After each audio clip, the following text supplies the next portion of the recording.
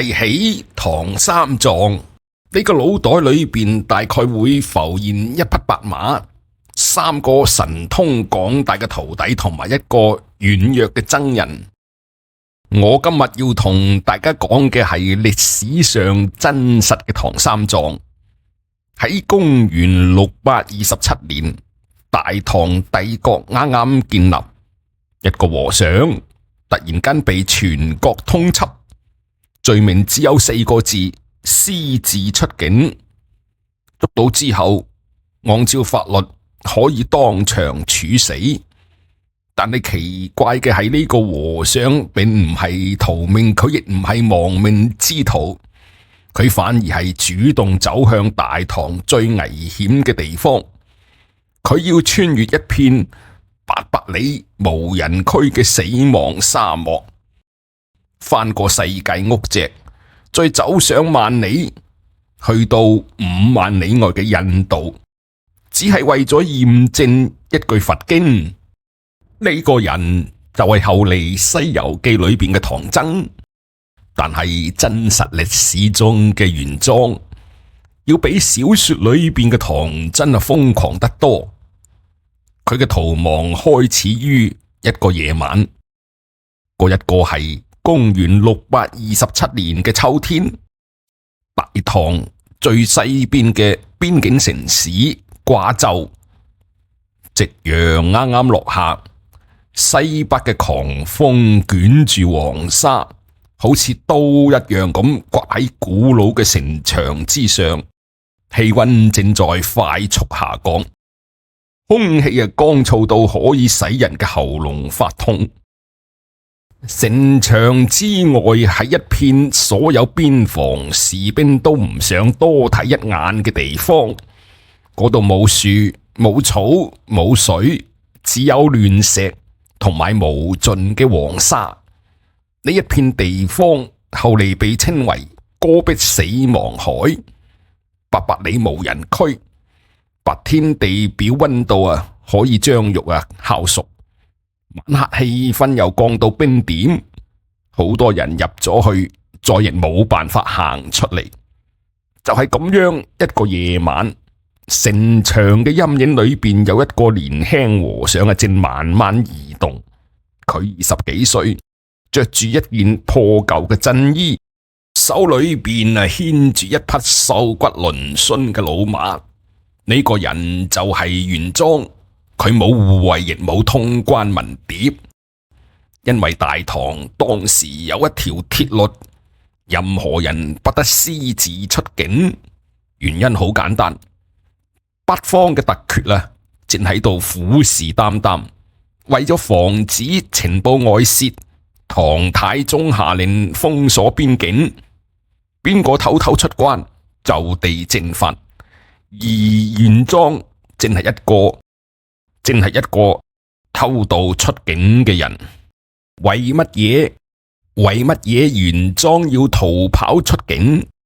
就喺幾個時辰之前，瓜州官員李昌攞住一張通緝令，揾到咗玄奘。通緝令上畫住玄奘嘅畫像，按照法律佢必須捉人。但係李昌做咗一件奇怪嘅事，佢將通緝令撕碎，然後低聲對玄奘講：師傅，你快啲走啦，再唔走就嚟唔切噶啦。為乜嘢李昌要放走玄奘？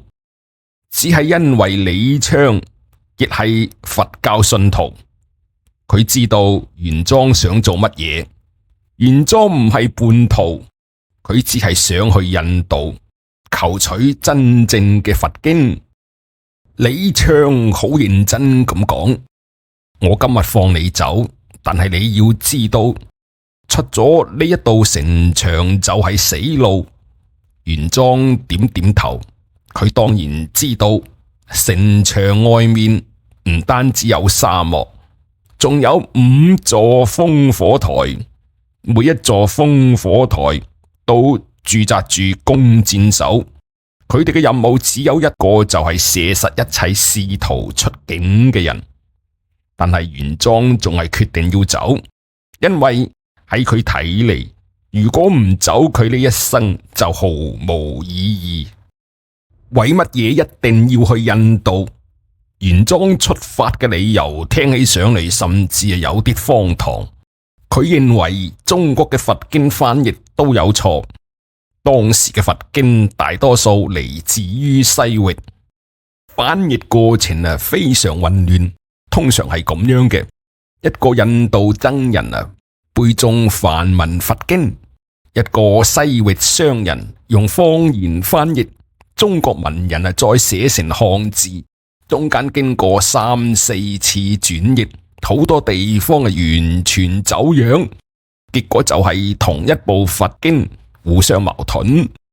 佛教嘅各個宗派有時候為咗一個問題爭吵不休。譬如講有一個問題，人到底能唔能夠成佛？有人講所有人都能夠成佛，有人講有啲人永遠唔能夠成佛。雙方都話自己有佛經嘅依據。玄奘越研究越覺得奇怪，最後佢得出一個結論：呢啲經書可能都翻譯錯咗。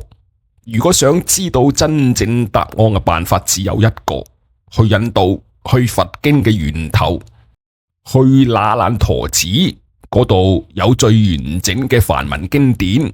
問題係嗰度距離長安5萬里，狂風捲起黃沙，玄奘企喺城牆之外，佢摸一摸馬背上嘅水袋，水袋係用獸皮做嘅，裏邊裝住佢全部嘅水。佢抬頭望咗一眼天空，星光微弱，遠處嘅烽火台隱約可見，弓箭手隨時可能發現佢。但玄奘冇猶豫，佢壓低斗笠，牽住老馬，慢慢走向玉門關外。呢一步意味住乜嘢？意味住佢從此唔再屬於大唐。意味住如果被捉到立即處死，又意味住前方800里沙漠幾乎冇活人能夠穿過。但係玄奘仲係要走，因為喺佢心裏邊有一個執念：如果佛經錯咗，嗰幾百年嘅爭論都係錯嘅；如果佛經係真嘅，咁就必須有人將真正嘅佛經帶返中國，而呢一個人就係自己。最危險嘅一步，玄奘牽住馬慢慢行入戈壁，四周越嚟越黑，風沙越嚟越大。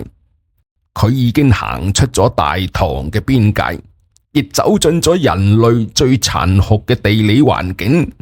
佢停落嚟，打開水袋睇咗一下，佢帶嘅水只夠3日，而前方係一片800里嘅死亡沙漠。玄奘企喺沙漠嘅邊緣，佢忽然間意識到一件事：如果3日之內揾唔到水源，必死無疑。而喺呢片沙漠之上，喺歷史上埋葬過無數商隊，白骨鋪滿地面。但係玄奘唔知道，真正嘅危險唔係沙漠，而係3天之後佢自己親手打翻咗自己嘅水袋。如果你想知道玄奘點樣喺沙漠之中5日冇水飲嘅情況下能夠活落嚟，記得繼續收聽玄奘真實西遊第2集。第2集見。